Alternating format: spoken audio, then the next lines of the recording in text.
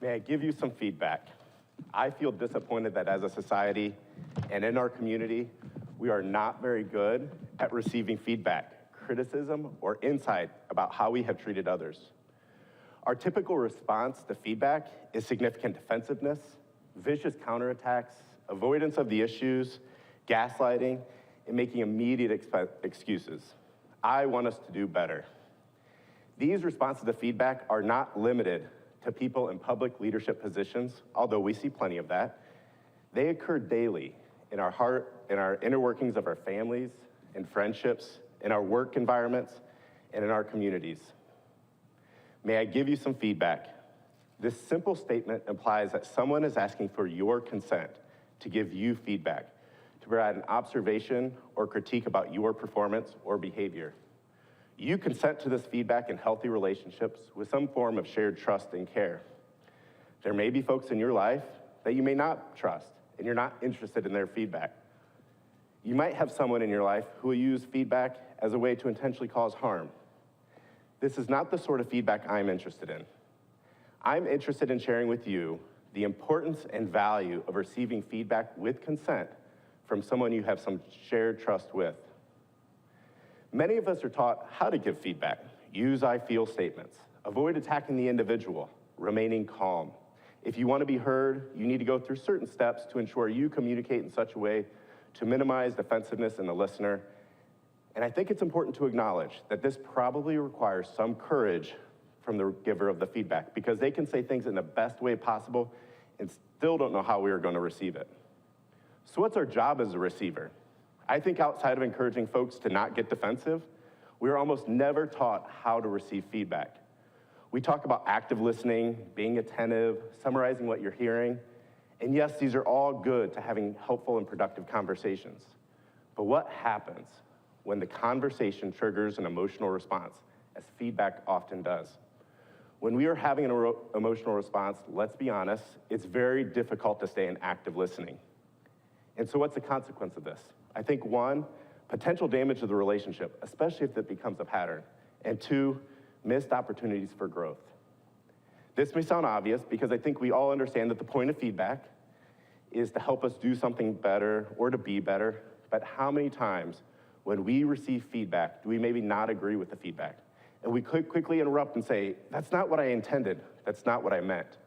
Or we're quick to tell them why the information they're trying to share just isn't true or accurate. Or even quickly just jump to the conclusion to end that conversation right there. How many times have we given in to our emotional response? And you may think, but it is true. That's not what I intended. It is true. That isn't exactly what happened in that previous interaction. Maybe there are reasons the feedback doesn't quite match what you think is true, but maybe you agreeing with the feedback isn't the point.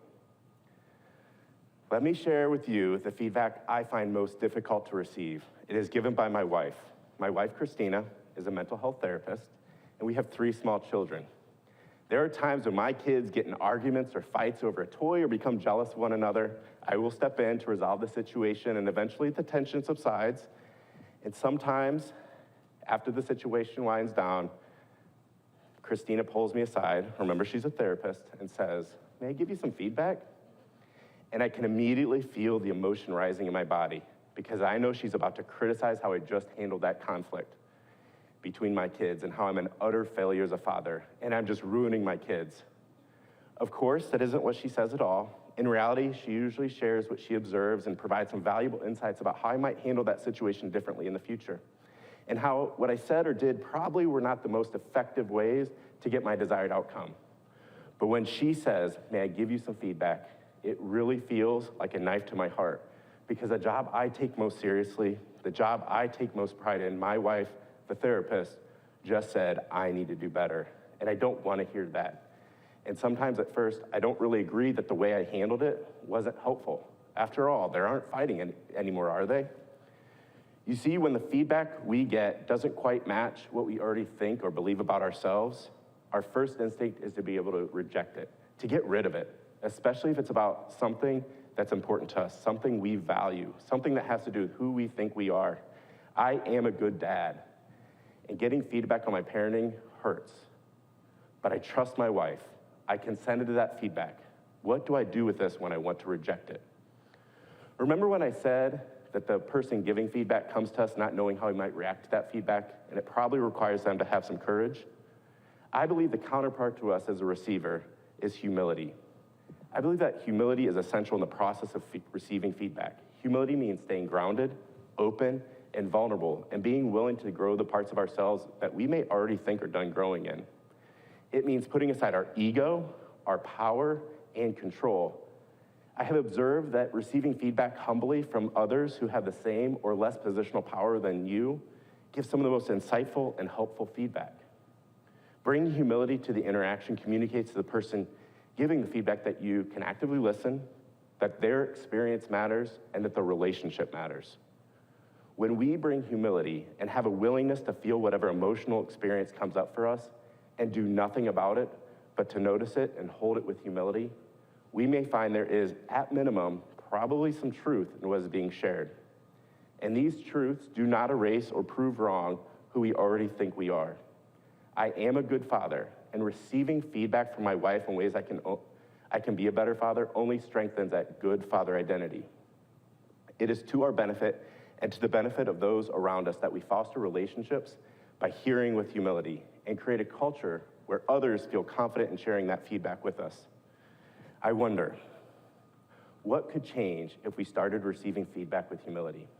What if leaders on every level were able to receive feedback with humility and use it to create meaningful and positive change instead of using it to reinforce us versus them? Recall the feedback I shared at the start. As a society in our community, we are not very good at receiving feedback, criticism, or insight about how we have treated others. Our typical responses are defensiveness, vicious counterattacks, avoiding the issue altogether, gaslighting, and just making excuses. I want us to do better. Meaningful and authentic relationships emerge when there's shared trust, courage, and a willingness to humbly listen to feedback and differing perspectives and experiences. I am a better father because my wife has the courage to give me feedback about my parenting, and I muster the humility to accept and incorporate that feedback. So that's something. If we each shared responsibility to listen with humility, to humbly consider the feedback about the structures, institutions, and values we hold most dear, initially it might feel like a knife to the heart, like the feedback my wife gave me about my parenting. But with humility, this feedback could make things better. With this in mind, the next time someone offers you feedback, how will you respond?